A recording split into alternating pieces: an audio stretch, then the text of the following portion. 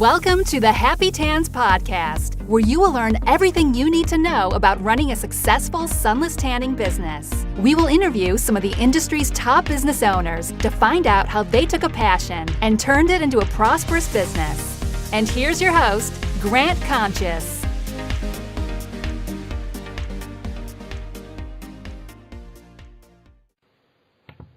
Hello and welcome to the happytans podcast. On today's episode, we have Mayra Hurtado from 24K Glow in beautiful Brea, California. How are you doing today, Mayra? Good. How are you? I am doing well. So for those that don't know you, if you just want to take a minute to kind of introduce yourself and tell us a little bit about you and your business. Sure. Hi, Spray Tanning World. My name is Mayra, and I'm from Brea, California. It's about 15 minutes from Disneyland for anybody that doesn't know where it is. It's a small little town. Just started spray tanning back in 2014, kind of snowballed from just buying a little machine to spray tan my friends and having us spray tan each other. And it kind of evolved into me doing certifications while I was still trying to get my degree in school. And it's been, 2017 now. It's still going. It's growing every year. And I'm always learning from everybody in the forums. Learning from Grant. I'm always bugging him with questions. So yeah, that's just a little bit about me. Awesome. Yeah, we met a couple years ago, I'd say, maybe two or three. Yeah. Set up your website and stuff. So, but yeah, you don't bug me that often. You don't have to say that. I have my days. Yeah, and for anybody who needs a website, Grant is awesome. I can't imagine. He's probably has so many people contacting him all the time, and he's always so happy to answer and help people. He genuinely cares. So highly recommend his website. Well, thank you. And I get a lot of compliments from clients too. Yeah, thank you for that. That means a lot to me, and I'll pay you a little bit later just for that. Well, thanks for the kind words. Yeah, I mean, anybody that obviously wants to reach out, happytans.biz, there's the website builder over there. I appreciate that. Just here to help, like Mayra said, so thanks for that. But we will stay focused on you and your story. We want to learn a little bit more about yourself. Like you said, you've only been in 3 years, but I'm sure you've had ups and downs as anyone else does in their business. So if you kind of want to touch on both points, I'd like to talk about the lowest point, your worst entrepreneurial moment, and then on the flip side of that, the best moment that you've had so far in your business. So if you want to jump into that, that'd be great. Sure. So I think for me, the highest point would be when I started, I was in school out towards LA. So LA was a lot closer to me. Obviously, there's a bigger population of clients that are in the entertainment industry. So I was starting to kind of tap into that, doing mobile. One of my clients was, a lot of people know her, Abigail Ratchford, who's super sweet. And she kind of started getting me a lot of clients. And I was kind of heading in that direction of getting high-profile clients. But unfortunately, the entertainment industry has really odd hours. So, you have to do mobile calls at like 4 a.m. or 1 a.m. And I have a little 4-year-old daughter, so it doesn't really work.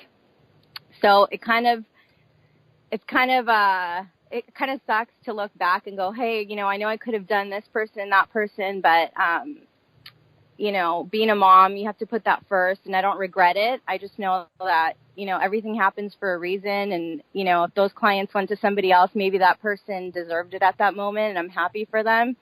So, yeah, I really do think that would have blown up for me, just because it all has to do with connections, and once somebody says something good about you and they've seen the work in person and they really trust you, they're going to keep coming back and refer all their friends. So I would say that was the highest moment, and she was just super sweet. So I can't thank her enough for giving me the chance to tan her and giving me those opportunities. So that was kind of like a high and low at the same time. Yeah, it was. Yeah, so I got to tan her for a few photo shoots, and that's really helped me on my website, or just showing examples to clients and a little bit of both worlds. I'd say maybe, I don't know. She just really, really connected me. I'm just a really grateful person. So.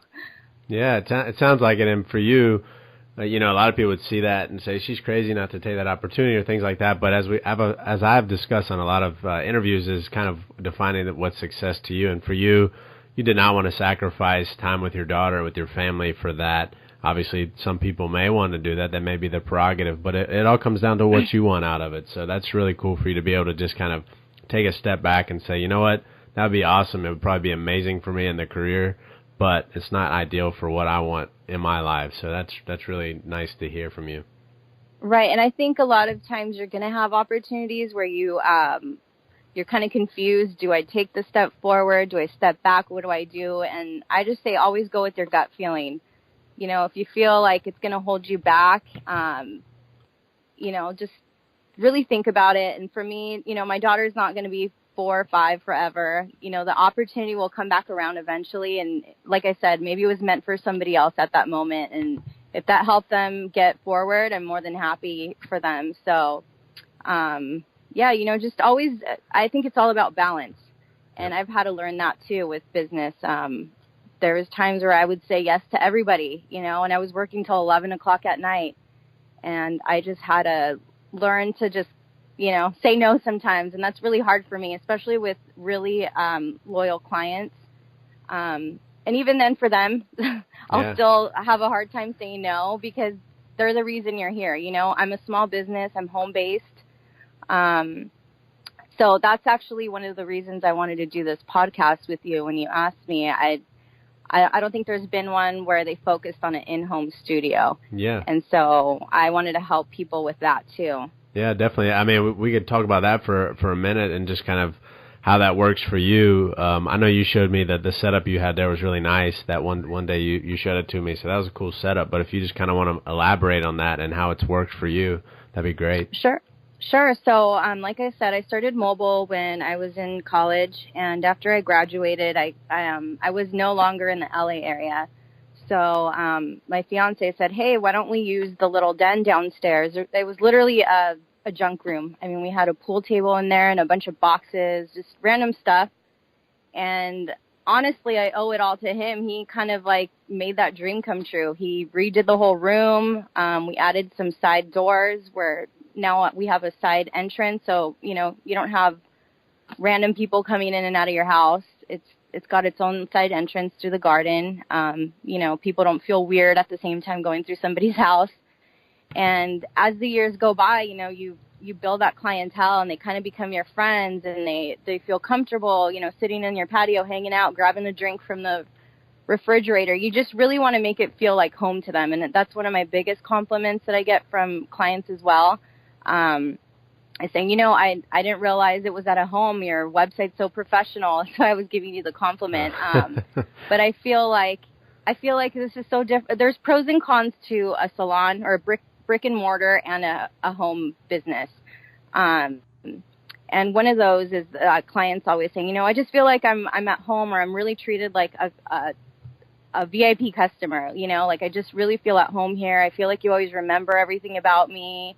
And they keep coming back, and I really love that. And then the downside to that is you don't get that foot traffic. A brick and mortar is exposed, and you got people walking by that might have never thought about spray tanning, and they see your storefront. They're like, let me go try it. So you have access to those people, where in-home's really kind of private, really referral-based. That's how I started, just referrals. Yeah. And hooking up your clients that send you people. If it's not for people spreading that word of mouth about you, you can go under really fast. So always appreciate your customers and treat them with, just hooking them up with stuff. Give them a free sample of something, a free exfoliating mitt here and there. And it goes a long way. Yeah, it really does. And I kind of give some people pushback. A lot of people want referral programs and all that, and they're great. I think a lot of them can work. But if they're not working, or if you want to think outside the box, I mean, it makes sense to even offer a free 10 if you refer somebody, because like you're not only going to get that person back, but the new person, and they're going to refer more people. It's like one free 10. How much can that come out to for a lifetime value of a customer versus one time? Exactly. It's nothing. And for example, I don't pay a dime for advertising. So to me, I mean, we all know our cost per tan, depending on what you use. You know, is that really costing you so much to hook somebody up? You know, those 20 minutes, 30 minutes, and it's costing you nothing, you know, and they're going to appreciate that so much. And, you know, nowadays it's so hard to find old school customer service where they're like, hey, Bob, how are you? How's your kids? Yeah. You know, they just really, truly know you, you know, and they know your family. And that's another thing I would give advice about. You know, take an extra 2 minutes to write down some little notes about the clients, because you're seeing so many clients that you're not going to remember them all the time. You'll remember the name. But, you know, this client's going to Vegas with their fiance. They're going to watch the show, you know, and when you see them, it will all come back to you, but they're going to appreciate that you took that time to remember what they were doing last time they came to see you. Yeah, I agree with that. I mean, obviously not being in the direct business, but for me, if I'm kind of met somebody and they tell me something and maybe it's like they're going somewhere, I'll write it down, put it in my calendar, or shoot them a text and say, hey, have fun. And just that one thing and interaction is like, it stands out in their mind. It goes a long way. Yeah, definitely. Absolutely. So speaking of that, and since you were talking about starting out and the word of mouth and everything like that, how do you remember how you got your first paying customer?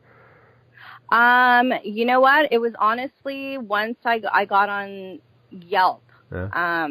Yelp has really been a great platform for me. I have never paid them a dime. Yelp's going to hate me. I don't think that anybody really has to pay them a dime. Yeah. And as many of you know, they're relentless. I mean, they will call you from different phone numbers, different emails, and you can block them, but they'll still figure out a way to get in contact with you. And, you know, I feel bad. They're just doing their job, just like all of us, but they're a little over the top sometimes. Yeah. But, you know, just really, I will offer, you know, sometimes I'll do a free, I don't know, treatment of some sort, or a free trial size tan extender on Yelp for first-time clients, a free exfoliating mitt. You know, change it up all the time. And even people that always do those check-in offers are going to be excited to see, like, oh, what is she offering next? Yeah. And Yelp is kind of a little, has its own little cult following. So you'll have people that kind of fly into town. You know, they may be going to Disneyland, for example. Oh, I found you on Yelp. Like, you had, you know, yada, yada, yada reviews. Yeah. And they're usually Yelp elites, and those really go a long way because they take their Yelp pretty seriously. So their reviews are really good. They really go into detail. Yeah, they know what to put, Yeah, so, and Yelp can either make you or break you. You know, I think it's truly a really good tool, and people aren't scared to tell the truth on there. Knock on wood, I've had really good feedback on there. I mean, my best advice is just be yourself. Be super, you know, open to what the client is asking you. Like, listen to what the client's saying. You know, don't be scared to ask questions like, where are you going? What are you getting this done for? You know, you're not going to tan somebody the same way as they're going to a wedding as if they're going on vacation. So those little questions go a long way. And that's one of the compliments I get on Yelp too. Like, she asked me all these questions that helped me get the right color. I thought I wanted dark, but really just having a little glow made all the difference, and that's actually what I wanted when I thought that I wanted something dark. So just kind of pick at their brain a little bit. Sometimes the client thinks they know what they want, and that's why you're the professional. You're there to pick their brain and kind of guide them in the right direction, and sometimes you have to talk them out of what they think is going to look good. Exactly. And I think that's why I've had a good Yelp so far, to be honest with you. Don't be scared to be honest with the client, and people will appreciate that. Yeah. They definitely will, and obviously, I'll kind of jump ahead, but I like to ask about the number one thing that's been the most beneficial to your business and created the most success for you. I'm just kind of assuming that your online reputation through Yelp would be one of them. 148 5-star reviews is probably the most I've ever seen. It's pretty crazy. So, I mean, is that what you would say is the number one thing that's been the most beneficial for your business? You mean as in regards to being on Yelp and getting clients in? Yeah, I mean, what's the number one thing that's, you know, contributed to your success the most?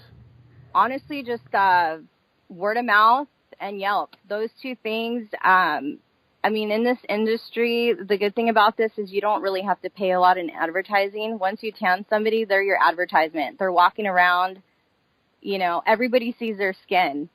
And so many of my clients go, yeah, I went back to work, and people were like, you did something. What did you do? You can't really tell what it is, but you look really good. What did you do? Oh, I got a spray tan. They'll send you coworkers or their friends, their mom. So they're really just your walking advertisement, really word of mouth and Yelp. They definitely are, yeah. I knew Yelp was a lot. I don't personally care for Yelp that much, but it's kind of like a double-edged sword. Like, you have to be present there. And my wife uses it when we go on vacation to find restaurants and things like that. But, it's there. We don't know if it'll be there forever. Obviously, getting reviews on Google and stuff will be beneficial, I think, long term. So I like to tell people to try to mix it up if you're asking for reviews. Facebook, Google, Yelp, and those things. Right. And I think it almost varies by region, too, because I see a lot of people talk about Facebook reviews and, their Facebook's been really successful. For me, it hasn't done anything for my business. Sure. So that tool, for me, it's been pointless. I've paid for advertising on there. Actually, that is the only thing I've ever paid for, and that's how little it helped me that I didn't even remember until I brought it up right now. I think I spent like $40 maybe. I did $20 one time, $20 another time, and I mean, not even my real clients really even use the page. They really use Instagram more. Yeah. And that's, part of it is figuring out where your ideal clients or where the clients that you're marketing to are there. If they're not on Facebook, they're on Instagram. If they're on Yelp, and put your efforts there. So that's important to figure out too. Totally. So when you see the on the forum, people go, oh, I hated Yelp, or I didn't like Facebook, or I loved Facebook, vice versa. Try everything out. Don't always listen to what somebody else says, because it's different everywhere. Just try everything. You have nothing to lose, and eventually you're going to tap into something that really brings you a lot of business. Yep. And you got to move around and figure out what it is, and once you get there, you can invest more time and energy there.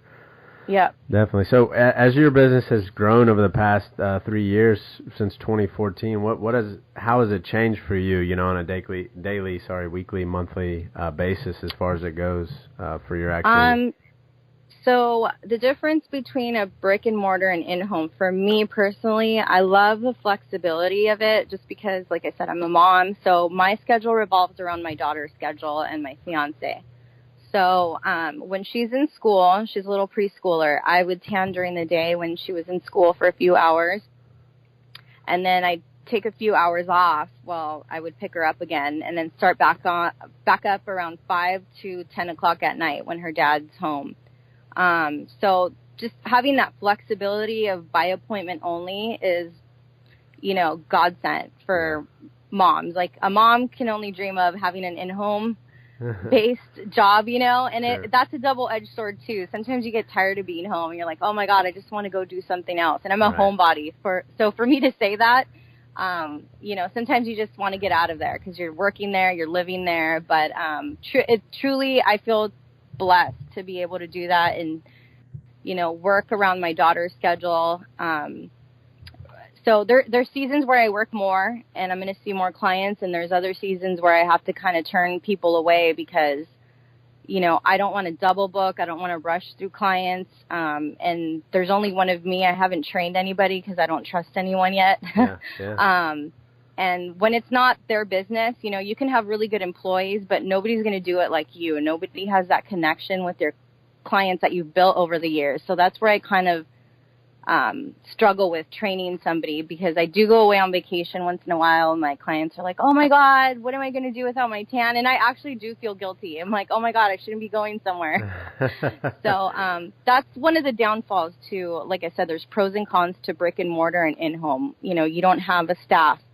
Yep. You can pull away and they're taking care of business for you, where in-home it's just you and you're responsible, and you have to answer your phone calls and emails and texts, and you can have your frequently asked questions up on the website down to the T, and people will still ask you questions, which is fine. That's what you're there. You're there to help them. The way you wrote something may not come across the same way to the client. So. Right. Yeah, definitely, and it all comes back to what you want. I mean, for you right now, that makes sense. Once your daughter's a little bit older and things, it might make sense to have the brick and mortar location, and you can grow from there. So it's all about the perspective. we were actually kind of talking about that a few weeks ago. I do have a client base to go to a brick and mortar, and I've struggled with that. I kind of put the foot forward and then I step back a little bit and I think of all the pros and cons, like I said. Right now, the beauty of it is it's just such a high profit margin for me. I don't have any overhead. Basically, my cost to run this business is my supplies, my electricity, and that's it. I mean, and you can't beat that, you know. Yeah. But at the same time, if you're in an in-home studio, you're going to bring in even more. A brick and mortar studio, you're going to bring in even more of that foot traffic and possibly, you know, make triple the amount you can in an in-home studio. So I don't know. I want that challenge. You know, and if I fail at it, I fail at it. So what, you know? Yeah. And I think a lot of you, if you're thinking about that, just take the step forward, go with your gut feeling. Don't be scared. I mean, you're not going to die. You know, you're already doing something that a lot of people wish they could do, you know, and it's not easy. People think you're just going to open this up and people are going to come flocking to you, you know. A lot of you have worked hard. I know you have. So, focus on those goals. And I just want everybody to succeed. Yeah, definitely. There's plenty of opportunities, like you're saying, and it'll be interesting to see. I know we kind of talked about the brick and mortar location, and I was kind of curious, did you even go in to ask any of your, you know, loyal clients if it would affect them at all, you know, having that home feel if you had a brick and mortar location? Or? Yeah, I mean, a lot of them were excited, and a lot of them kind of said, well, are you going to train somebody else to do it, or the price is going to go up? And that's another beauty of it. You know, you can offer really high quality tans, like really high end solutions, without having to pass that cost over to your client. Yeah. So they're getting a really fair price for a really high quality solution.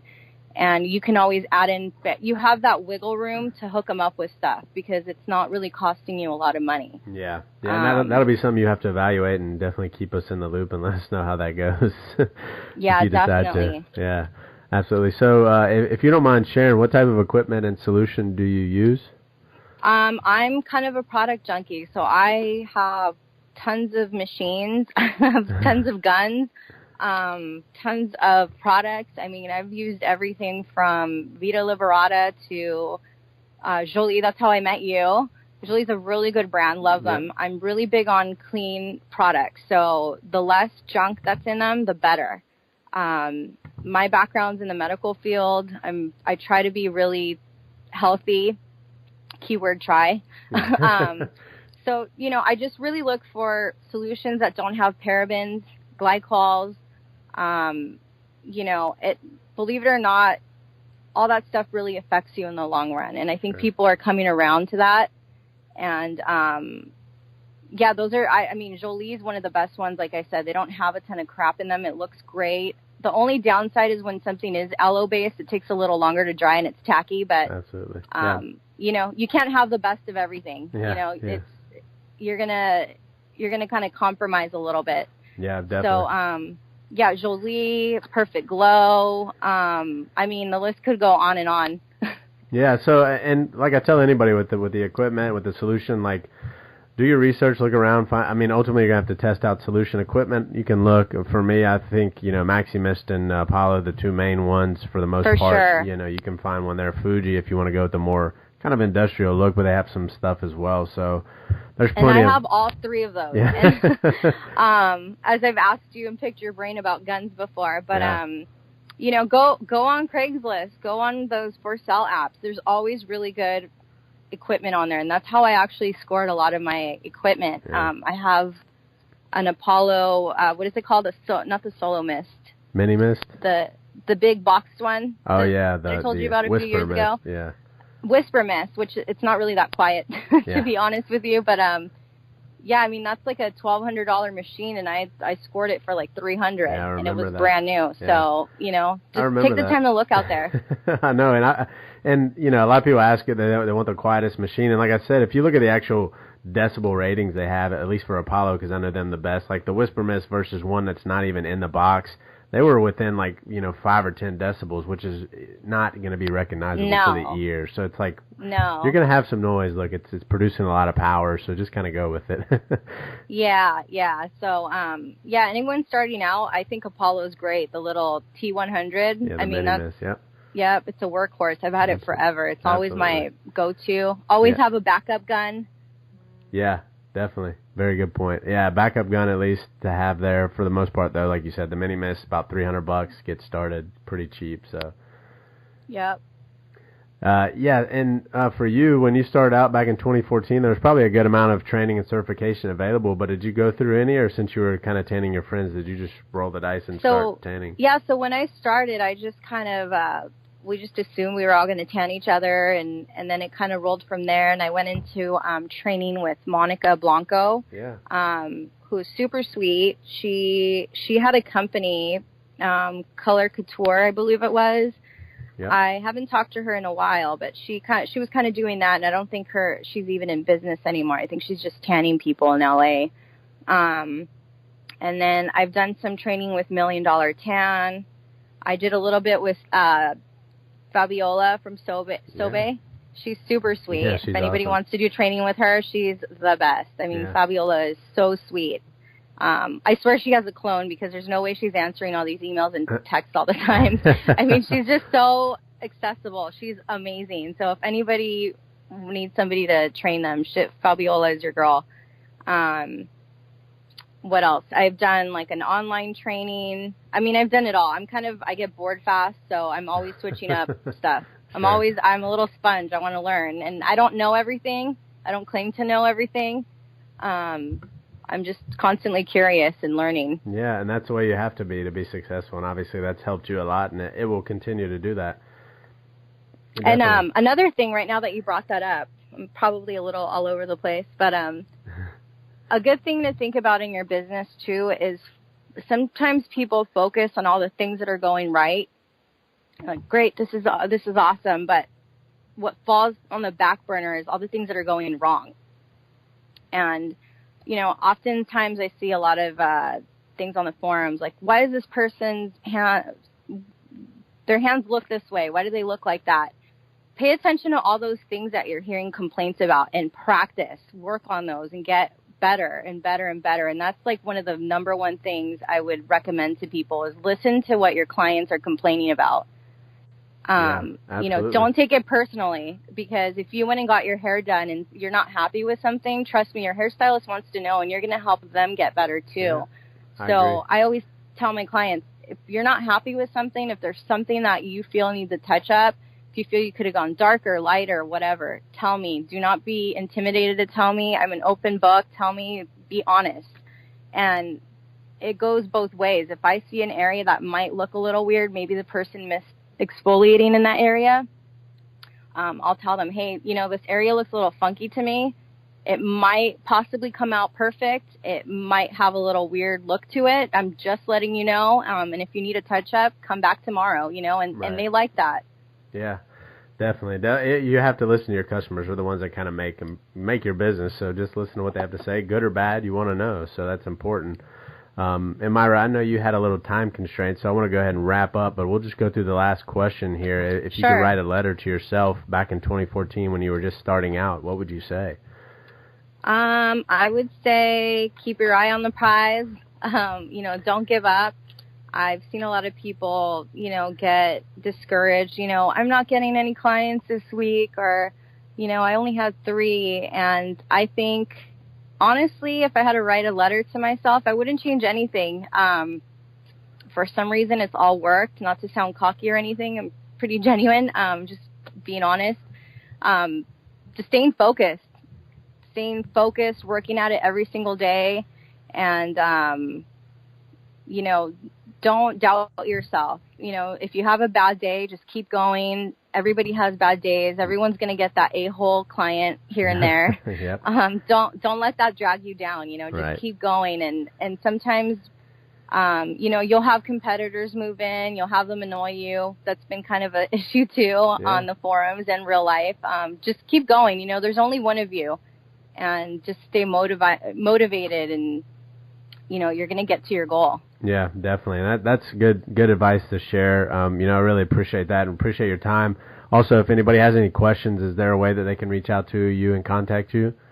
Sure. My email is glow24k@yahoo.com, or you can follow me on Instagram. It's 24 karat glow tan. All right, perfect. And I'll link those also in the show notes so people can come there. Mayra, thank you so much for joining us today and sharing your story. It's been great chatting with you. Sure. Yeah, no problem. And I hope that you have a wonderful day. Thank you. You too. All right, thanks. Bye, everyone. Bye-bye. Bye.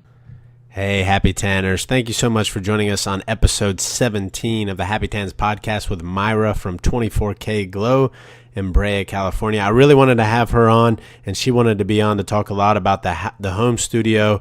Most of the people that have been on the podcast have either been mobile and then jumped in the brick and mortar and not focused as much on the home studio. But she's had a lot of success in the home studio, so I wanted to have her on. I wanted her to talk about that. And also, she has quite a different perspective from other people that have been on the podcast. She talked a lot about what was success to her, how she wanted to spend more time with her daughter and with her family versus just business, at least at this point in her life. She obviously turned down some wonderful opportunities to work in the Hollywood atmosphere with a lot of actors and actresses, but that just didn't work for her at that time in her life. So I just wanted her to come on and share her story.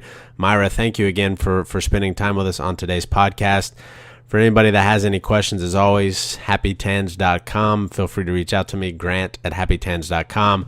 And as we mentioned on the podcast, for anybody that has questions or wants a website, we have the first website builder for the sunless tanning industry at happytans.biz. Thank you so much for joining us, and happy tanning.